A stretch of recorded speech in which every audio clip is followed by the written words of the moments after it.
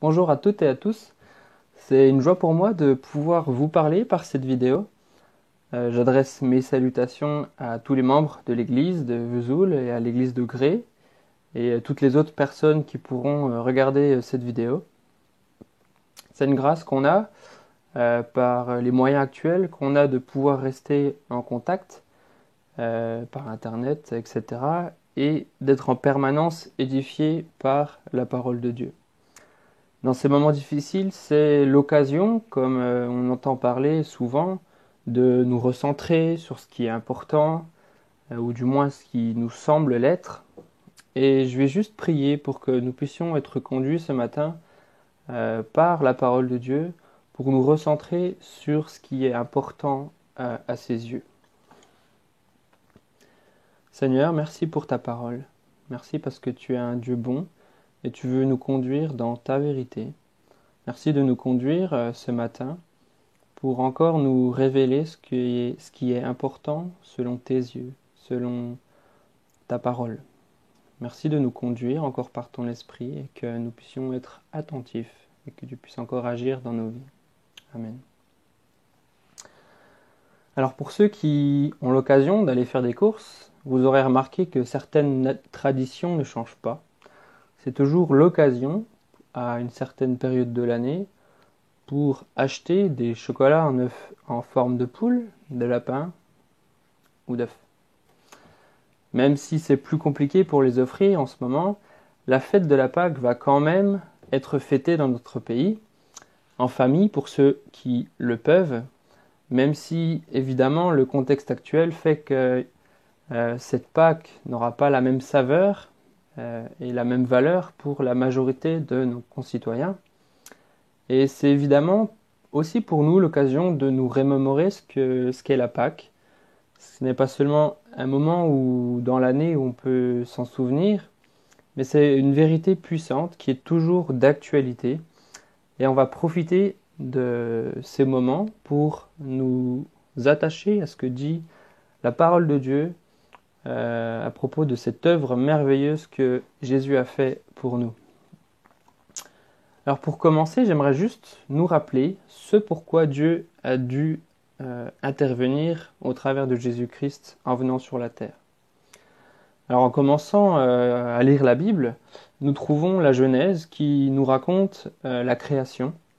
Dieu a créé toutes choses bonnes et par la suite, en écoutant le discours du serpent, Adam et Ève ont mangé le fruit de l'arbre que Dieu leur avait interdit de manger. L'arbre de la connaissance du bien et du mal.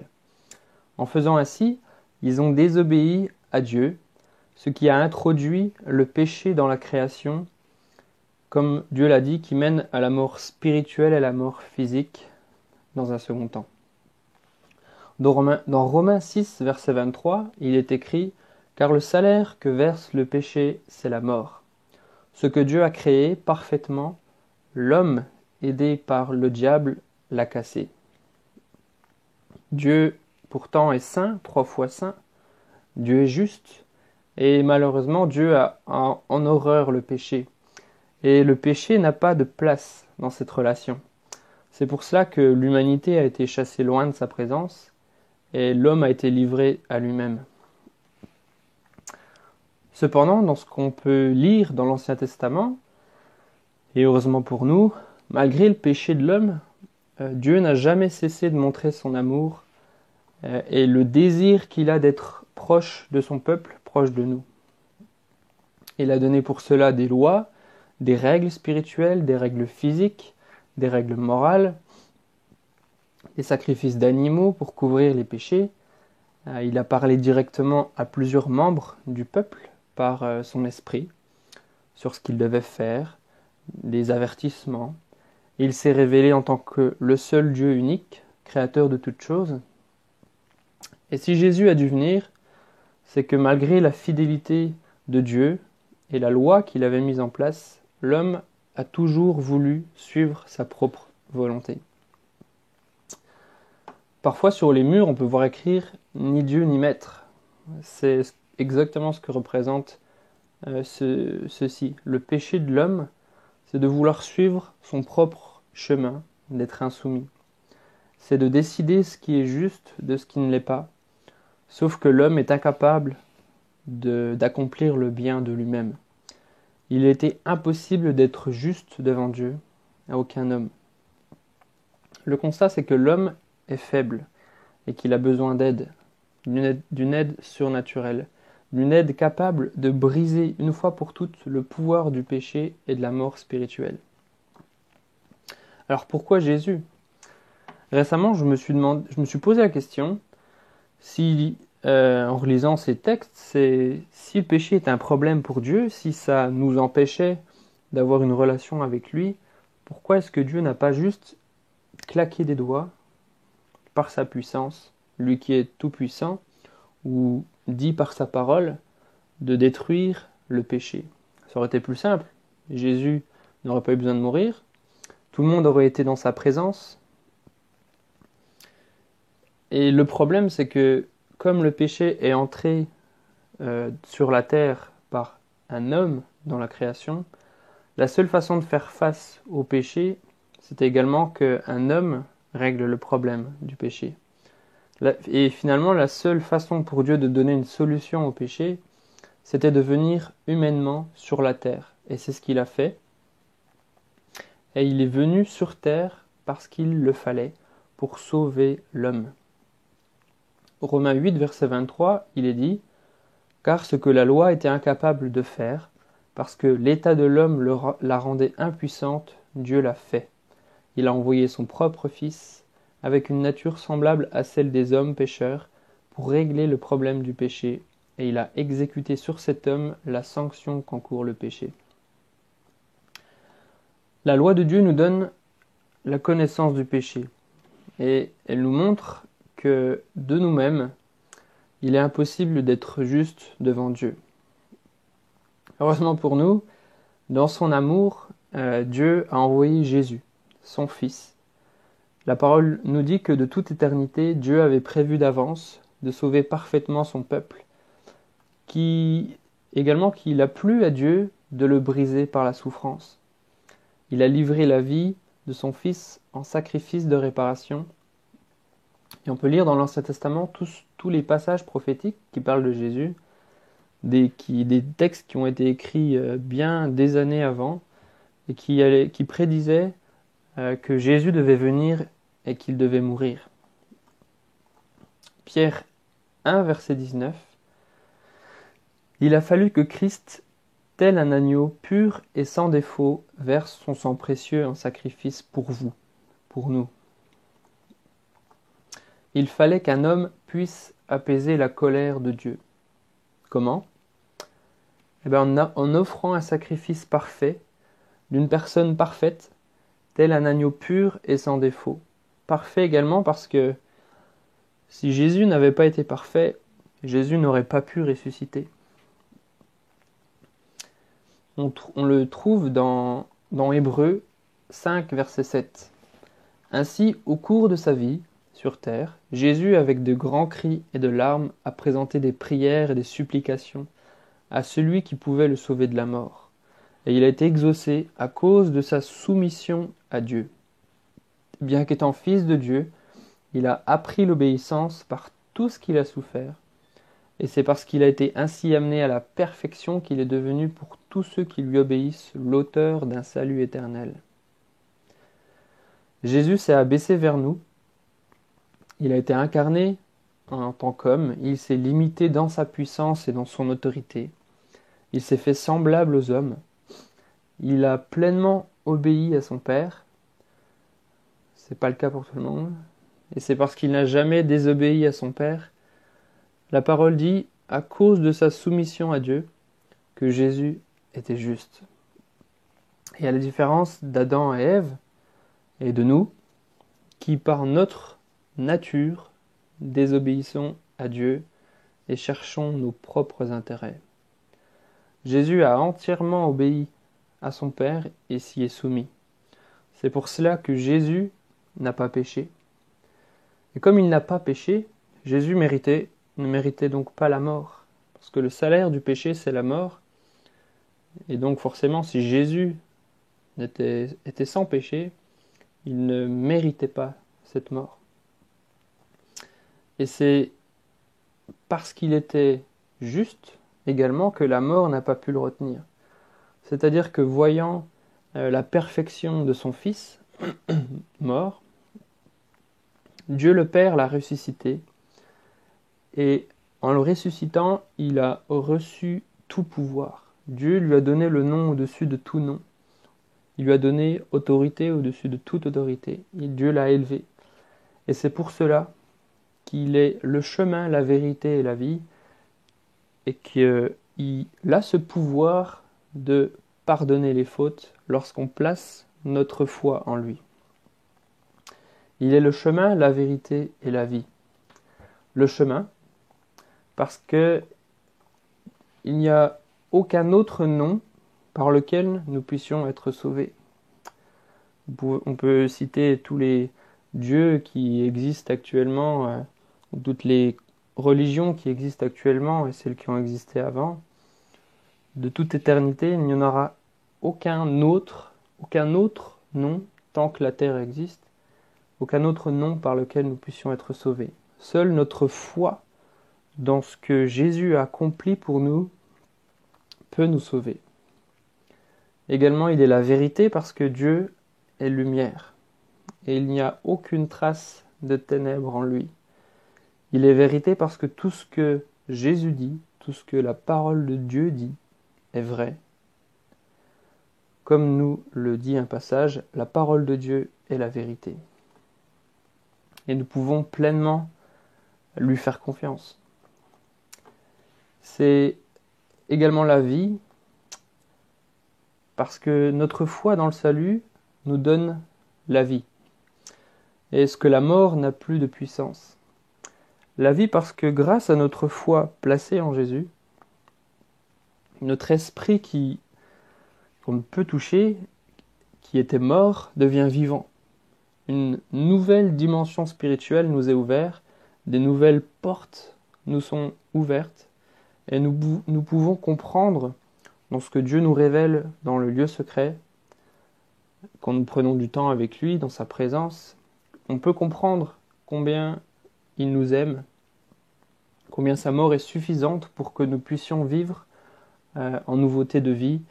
Et Dieu veut encore nous révéler tant de choses, et il veut révéler ces choses pour celui qu'il aime. Il se révèle à ceux qu'il aime. Dans Jean 3, versets 17 et 18, il est écrit « En effet, Dieu n'a pas envoyé son Fils dans le monde pour condamner le monde, mais c'est pour que celui-ci soit sauvé par lui. Celui qui met sa confiance en lui n'est pas condamné, mais celui qui n'a pas foi en lui est déjà condamné, car il n'a pas mis sa confiance en la personne du Fils unique de Dieu. » Jésus est mort et il est ressuscité. La mort n'a pas pu le retenir parce que il était pur, il était sans péché.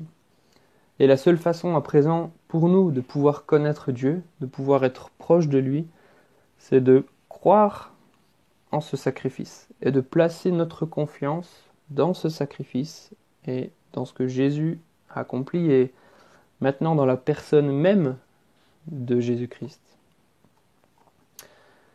Et on pourrait alors se demander, donc on comprend que Jésus qui était juste devait mourir pour nous, mais on pourrait se demander aussi pourquoi est-ce que Jésus a été rejeté. S'il était juste, pourquoi est-ce qu'il est mort vers 33 ans?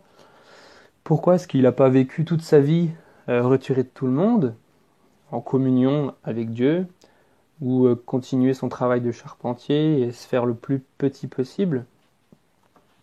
Et une fois la vieillesse atteinte, mourir de façon naturelle, on va dire, pourquoi est-ce que ça suffisait pas pour pouvoir nous donner la vie? Je ne sais pas si vous êtes déjà posé la question. Et en fait, le truc, le problème, c'est que dans le plan de Dieu, on ne peut pas imaginer concilier à la fois le fait d'être saint, selon Dieu, le fait d'être saint devant Dieu et le fait de vivre pour soi-même. Ça colle pas. Pour obéir à Dieu, être juste, il faut pleinement suivre ce que Dieu demande et lui être soumis. Et ce que Dieu demandait, le Père demandait à Jésus sur terre, c'était d'annoncer son plan qui était prévu de toute éternité, d'annoncer l'amour de Dieu, d'annoncer la grâce, d'annoncer la réconciliation, parce que Jésus avait ce ministère de la réconciliation entre le Père et nous, qu'il avait prévu d'avance, parce que Dieu voulait que tous parviennent à le connaître. Dieu voulait et veut toujours être pleinement en communion avec chacun d'entre nous. Et c'est tout ça le message, et que nous vivions cette relation avec le Créateur de toutes choses. Et forcément, vu qu'il était le seul juste à suivre la voie de son Père à ce moment-là, eh ben, il faisait un peu tâche, quoi. Avec le reste du monde, chacun suivait sa propre voie, et lui, qui était juste, obéissait à son Père. Et forcément, le message qu'il délivrait ne pouvait pas laisser les gens indifférents, puisque tous les autres suivaient leur propre voie. Pour les hommes de l'époque, Jésus dérangeait. Il disait des choses incompréhensibles, et même pour ceux qui pensaient être dans le droit chemin, Jésus, c'était l'ennemi number one, quoi. Numéro un. Et parce que Jésus devait mourir, les hommes de l'époque l'ont tué. Comme on l'a dit tout à l'heure, il a plu à Dieu de le briser pour nous réconcilier. Et de la même façon, on ne peut pas imaginer un seul instant que nous pouvons à la fois vivre en suivant l'exemple que Jésus a donné, vivre dans la foi de son sacrifice, vivre dans la lumière de sa parole, selon sa volonté, ce que Dieu nous dit, d'annoncer la délivrance aux captifs, d'annoncer l'amour de Dieu autour de nous, et à la fois vivre encore pour nous-mêmes. Ça ne peut pas aller. Pour Dieu, il n'y a pas de juste milieu. Soit on suit Dieu, soit on ne le suit pas. Et on peut avoir peur d'annoncer, moi le premier, de ce beau message, mais finalement, c'est égoïste également de garder ce message pour soi, et peut-être qu'aussi le diable nous aide à avoir peur de ce que les gens peuvent penser de nous. Et on le voit actuellement avec la porte ouverte, de ce que les gens critiquent ouvertement ce que le peuple de Dieu est, même s'ils ne connaissent rien. Mais Dieu nous dit que c'est normal finalement, que si on annonce un message qui est contraire à ce que l'humanité fait, forcément, un jour ou l'autre, ça va coincer.